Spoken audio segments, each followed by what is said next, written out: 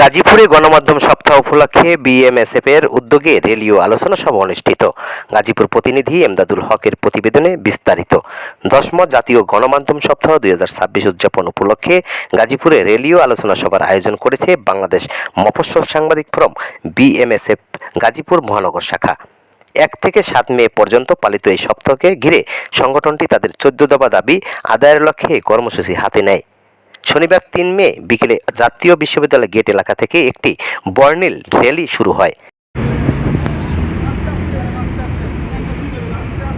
র্যালিতে আশেপাশের বিভিন্ন সড়ক প্রদক্ষিণ শেষে সংক্ষিপ্ত আলোচনা সভায় গিয়ে শেষ হয়।